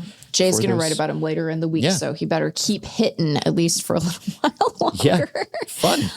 Let Jay write. Let Jay write. Batting 9th a bit, and Michael says, I'm going to slightly cheat, I'll allow it, and answer this by players' OPS at the end of the game instead of their OPS coming into the game. This makes the lookups a lot easier and also avoids the problem of undefined OPS for players who are making their first start of the season. Using OPS at the end of the game, this happens more often than you might think, 100 to 200 times a season, although a lot of that is in March or April, which makes sense because maybe you're buying it a little less then, and maybe it's smaller sample. So 67% of all occurrences dating back to 1898 have happened in June or earlier. Some of the instances later in the season are due to pitchers batting with extremely small plate appearance totals. So yeah, if it's just a fluke, then that's one thing. But it did happen 23 times in September 2025 alone, mostly from the Rangers batting quadruple A outfielder Michael Hellman in the 9-hole 13 times, while his OPS fluctuated between 760 and 961. And I guess given that Michael Hellman has not been in the big leagues this year and just hasn't gotten another chance and is kind of in that quadruple A mold, it speaks to some lack of confidence in that being the true talent of Michael Hellman. And maybe a little bit of that is going on with the Rockies and Mickey Moniak too. So maybe they are also saying that Jay better hurry and get that blog up because maybe Mickey Moniak will not sustain this performance. But also they're the Rockies, so it's right. You know, even the resurgent Rockies, it's not exactly the Blake Street Bombers over there these days. So, you know, you'd think that maybe you would want that kind of pop a little bit higher in the order, right? Right. Yeah, you would think so. Yeah, I'm gonna check to see where he has been batting in recent days since this email was sent. And so he batted 9th on one day. He started in the 9 spot on April 29th in that game against the Reds, but that was the only time that he had batted 9th this season. He has most frequently, in fact, batted 2nd, which these days might be reserved for your best hitter, potentially. Yeah. So, yeah, he's hit leadoff a couple times. He's batted 2nd predominantly, and he's batted 3rd several times, and he batted 5th once. So, yeah, mostly Mickey Moniak has been batting where you would expect Mickey Moniak to bat for the Rockies. That was just a one-day departure. Okay, here is a question that comes to us from Preston, Patreon supporter, who wrote, Ildemaro Vargas has hit in 23 consecutive games, or so he had when this email was sent 8 days ago. Prior to his current run, his longest streak had been 10 games. That got me thinking, what's the longest hitting streak by a player who had no previous hitting streak longer than 5 games, 10 games, etc.? Also, what's the longest streak by a player who never had another streak longer than 5, 10, or 15 games? And Michael reports, Ildemaro Vargas' streak ended right after this at 24 consecutive games for a player who had never before had a hitting streak of more than 10 games. That's 10 shy of Benito Santiago's 34-game hitting streak, which started on August 25th, 1987, which tied a mark set by George McQuinn, first baseman for the 1938 St. Louis Browns. Their longest hitting streaks prior to those occasions were 7 and 8 games, respectively. The record for most consecutive games with a hit to start a career is 17. set by Reds third baseman Chuck Aleno in 1941 and tied by Rockies outfielder David Dahl in 2016. Maglio Ordonez ended his career with an active 18-game hitting streak. And I have spreadsheets for some of these things for people to peruse. But the Ildemaro Vargas streak and just generally his start to the season has been quite enjoyable, I would say. And has already been the subject of a FanGraphs post by Jay Jaffe. So that's correct. If he now cools off, that's okay because Jay got his post up. But he's still hitting 374, 396, 645. That's a 189, almost Mickey Moniak WRC plus, and 1.5 WAR, which is already his single season high in his career. Yeah. So not bad. He had an RBI double last night as we are recording this on Wednesday. So. Yeah, it's out of nowhere. He has already tied his single season high in homers. He has a 378 BABIP. Look, I mean, a case like this, it's Ildemaro Vargas, and I don't think anyone is making too much of this, but we can all marvel at it and enjoy it while it lasts. And it's not purely all BABIPing everyone to death. I mean, he's put a charge into the ball. He's hit some balls hard. He's hit 6 dingers. He has a near 300 isolated power. So, I mean, it's the outlier of all outliers, and perhaps it's sort of fluky, but it's fun, for a 34-year-old who's been bouncing around and, kind of a utility guy to have this sort of start to a season. I mean, that's just the pure random fun of baseball. So long may he BABIP, everyone, is what I'm saying here. Yeah, I agree. And we also have a question from Sam, Patreon supporter, who says, what's the highest number of repeating events to happen in both halves of an inning, i.e. grounded out to pitcher, flied out to center field, strikeout looking? I was curious if there's been a particular long streak, and if so, what sequence and when? And we did a stat blast along these lines at one point years ago, but this might be slightly different. And Michael looks it up and says, Retrosheet event text doesn't include a hit trajectory code, so it wouldn't distinguish between a pop-up and a flyout as long as they were hit to the same fielder, although that information is in a separate field and it could be included. But the difference between a pop-up and a fly ball is somewhat arbitrary anyway, so let's not bother. On the other hand, it does describe hit locations where data is available. For instance, a 4-3 putout on a diving stop up the middle gets a different notation than a grounder hit directly at the second baseman. So this is both more precise and less precise than the examples Sam gave, but let's go with what we have. For a game with full play-by-play record available, the record for most consecutive matching events to start both halves of an inning is 4. This has happened only once. Baltimore at Atlanta, July 5th, 2025, last year, both halves of the 8th inning were strikeout, strikeout, walk, strikeout. I guess that's a little less fun maybe than if there had been batted balls involved. There was a Reds-Cubs game in 2021 where both halves of the 6th inning started walk, walk, strikeout, walk, but one of the strikeouts was swinging and the other was a foul bunt attempt, so I'm not going to count that. If you require at least one ball in play, the record is 3 matching events, and that happens a couple times a decade. The most recent occurrence was Tigers at Rockies on May 8th, 2025, in Game 1 of a doubleheader. Both halves of the 4th inning started with a 5-3 putout on a ball hit toward the hole on the left side, followed by 2 swinging strikeouts.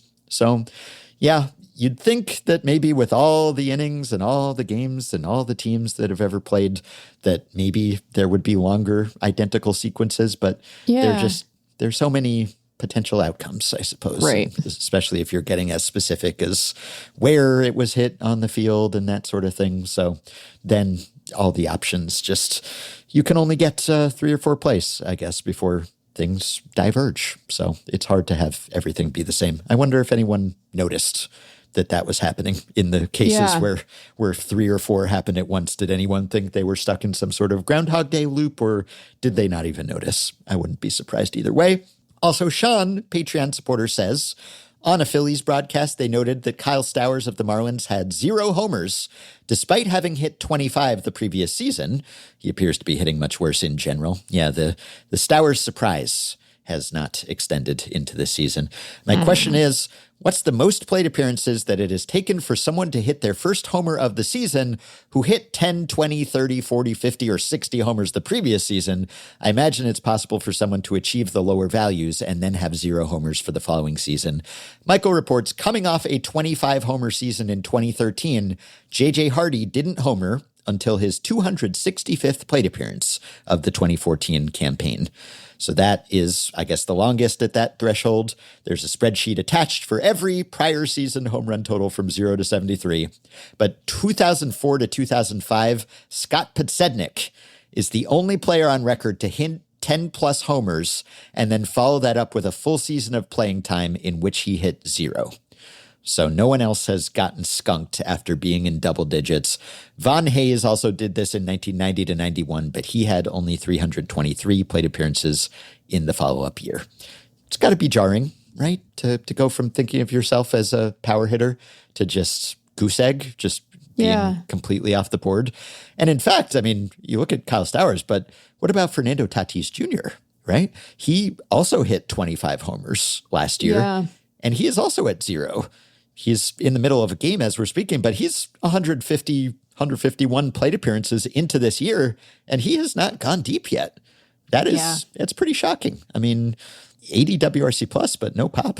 It's especially shocking because he's scorching the ball. Yeah, and he's striking out a lot. Yeah. He's striking out a lot, but it's not like he's not hitting the ball hard. Right. Which I say to highlight the fact that it is shocking that he doesn't have a single one. Like he's a 60% hard hit rate. He's barreling the ball. He has almost 100-point difference between his slug and his X slug. Like it's weird. It's bonkers. He's hitting some more ground balls than he has previously, but not a lot. His infield hit percentage isn't crazy. Like it's not like his infield fly ball rate is pretty much exactly the same as Ben. Yeah. Ben. It's weird. When will he hit one? I don't. Probably pretty soon, but. but shouldn't it be now? It should be now. It should have been a while ago. It would be so funny if he hit one right as we were recording. Yeah, it could happen. Yeah. If it does, I'll update in the outro. But I did enjoy this quote I saw on Ildemaro Vargas. He has a 109 EV90. Oof. Ben. Okay. Poor Fernando. Doesn't make any sense. I don't know what to make of it. Maybe he's been ensorcelled. Maybe it was he was flummoxed by playing second base or something. I don't know. It's odd. Anyway, that won't continue, but it's weird that it continued this long. I enjoyed this quote I saw about Ildemaro Vargas the other day when he ran his hitting streak to 23 games from Brewers manager Pat Murphy, who said, "He's always been a baseball player," which I love when people call people baseball player. It's like, you don't want to be too flowery in your language. You want to show some respect, but you don't want to say the guy's been a superstar or something. Clearly he hasn't. So what do you say? He's always been a baseball player. Yeah, okay, accurate, true. And then he went on to say he's always been a winning player. That's a little bit better than just being a baseball player. He's a winning baseball player. And then a lot of this is like, it's backhanded compliments, or he's always been a little less tools than his performance is better than his tools. Okay. He's playing with a freedom. He's finding the barrel. He knows himself. As you mature as a player and get more time, you can find pockets like this, which I enjoyed that too. Not a pocket pancake. He's off of those, but you can find pockets. I love how even in the quote praising him, he's acknowledging that it's not going to continue. I mean, not that anyone hits 400 and has a hitting streak indefinitely, but he's always been a baseball player. That's a good one. All right. And then lastly, question from Patreon supporter Clay Dreslow of Baseball Mogul fame, who says, Which events cause a manager to pull a starting pitcher from a game? So Clay says, we've all seen a struggling starter get pulled after walking a batter, and we know this is much less likely after a strikeout. For starting pitchers removed in the middle of an inning, what is the breakdown for their last batter faced? How often is it a walk that convinces the manager to make a call to the bullpen, or a hit or home run? What about a wild pitch or a batter reaching on an error? I'm also curious about how these stats have changed over the years and what it says about changes in managerial philosophy. At one end of the spectrum, you have a pure pitch count manager. The pitcher gets pulled after X pitches and their performance is irrelevant.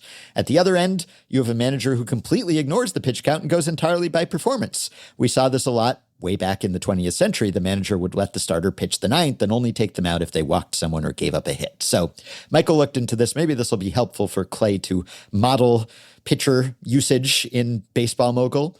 But Michael says, I found almost 160,000 cases, what a brag, of starting pitchers being removed in the middle of an inning in the retrosheet era, 1910 to present. This excludes starting pitchers on the road who gave up walk-off hits and thus did not complete the inning when the game ended. Unsurprisingly, the rate has risen over time. However, it's not currently at its peak. In the late 70s and early 80s, a little more than half of all starts resulted in a pitcher being pulled mid-inning, and now it is down to just over 40%. That's interesting. So guys are obviously getting pulled earlier, but they're not getting pulled mid-inning. They're often not even getting to start that inning. And Michael says, I suspect this is at least partially driven by pitch count becoming a more prevalent part of workload management, resulting in pitchers not being allowed to start an inning that they are considered unlikely to be able to finish. And then he breaks it down by decade and inning. I will share his little color-coded bar chart. Up until the 1960s, the distribution of when a pitcher was yanked was pretty even. The expectation was that you would go 9 innings, and if you were taken out in the middle of any inning, it basically meant the same thing. You just don't have it today, son. The absence of modern bullpen rules also meant that any relief pitcher you had coming in was basically a swingman, long reliever, failed starter, so the downstream impact on your next few games of taking out a pitcher in the first or second was less severe than it is today. In the 1950s, it was 4 times as common as in the 2020s to see a pitcher removed in the middle of his first inning of work. So sometimes there was a very quick hook. Even if that's counting openers, I don't know. But yeah, sometimes, the rotations were a little more malleable back then, and guys would get rearranged, and now it's just much more set. From 1960 to 2009, as bullpens developed, the rate of starters being yanked in the middle of innings 1 to 4 decreases steadily from 13% in the 60s to about 7.5% in the 2000s. At the same time, the rate of starters being yanked in the middle of the 6th or 7th goes up even more dramatically from 13.5% in the 60s to over 21% in the 2000s. That's even though the total percentage of starts that end in a mid-inning hook decreased between 1980 and 2009. In the 50s, 27% of all mid-inning hooks happened in the 6th or 7th innings. In the 2000s, it was more than 50%. The trends for the 2010s and 2020s, incomplete, tell a slightly different story. While the overall rate of mid-inning hooks has not really changed, the distribution has, and it's shifting back earlier. Getting pulled in the middle of the 5th now happens in over 10% of all starts. Hooks in the middle of the first 5 innings, which had represented about a third of all mid-inning hooks from 1980 to 2019, are nearly 50% of all mid-inning hooks in the 2020s. 7th inning hooks are down to 6.2% of all starts, which is basically what they were in the 50s. 9th inning or later hooks, already an endangered species by the 2000s, are now practically extinct, 0.2%, and 8th inning hooks are now as rare as 9th inning hooks were in the 2000s. There are almost as many pitchers being pulled in the middle of the 4th through 6th innings in the 2020s as there were being pulled in the middle of any inning combined in the 40s. The 13.2% rate of pitchers being pulled in the middle of the 6th in the 2020s is the highest rate of occurrence for any decade or inning combo in this data set. And lastly, to see not how often it happens, but what kind of events prompt it to happen, as Clay inquired about. He excluded a few fringe event types that have never represented an appreciable number of mid-inning hooks, like stolen bases, balks, pickoffs, etc. What we can see is that walks have always been a common reason to pull a starter mid-inning, but they've been pretty consistently about 20% regardless of era. What has changed dramatically is the number of hooks that come after an out was made. Before the 1960s, only about 2 to 3% of mid-inning hooks came after an out was recorded. In the 2020s so far, it's up to almost 25%, including 7.5% of mid-inning hooks coming after a strikeout even. So now it's pretty common to pull a guy even after really the best thing he could do happens. So I'll include another chart here that shows how common everything is. But that's the big change, I guess, is that in the past, you would often go kind of batter by batter. And okay, he got that guy. I guess I'll give him another guy. Whereas now, I guess this is largely pitch count related. Even if you got an out, even if you got a strikeout, you're at your number. And so you're done. But this is interesting. I guess I would have guessed that, but hadn't really thought about it. But walks, that's always a big driver of it because it implies or suggests to some managers that you're feeling fatigued, you're losing control, and then you can get in trouble. And, some of the events are just rarer than walks anyway. Probably there's a higher percentage of hooks that come immediately after homers or something, but homers are rarer than walks, so they don't make up as high a percentage of the hooks overall. But not enough to just keep getting outs now. You have to have the right pitch count too. And Michael notes that the increase in outs preceding a hook has basically just reduced how often a single results in a hook. Extra base hits of any kind are still about as frequent a reason for removing a starting pitcher mid-inning as they have ever been. So now we know. Now we know.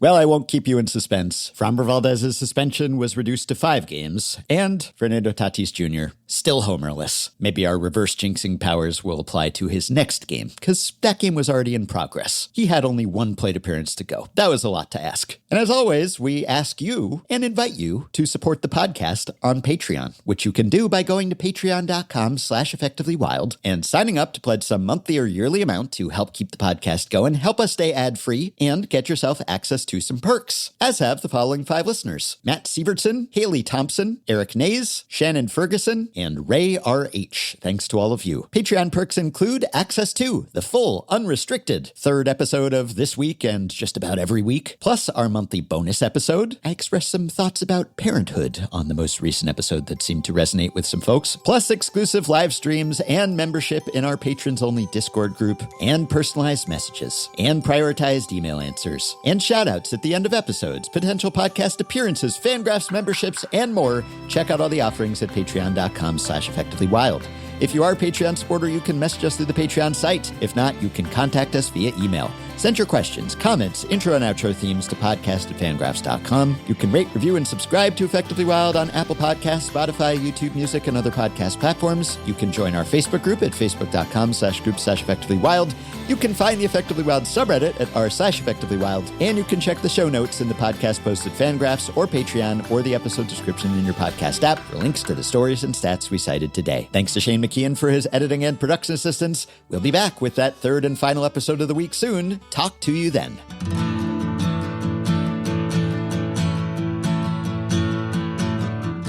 Can you effectively sort through all of these stats and players in your head? Isn't it wild to repeat them to all of your indifferent family and friends? Keep you company, they'll keep you sane. On a long bike ride or a slow work day, making Ben waxing about a playoff race, or whose bat's high.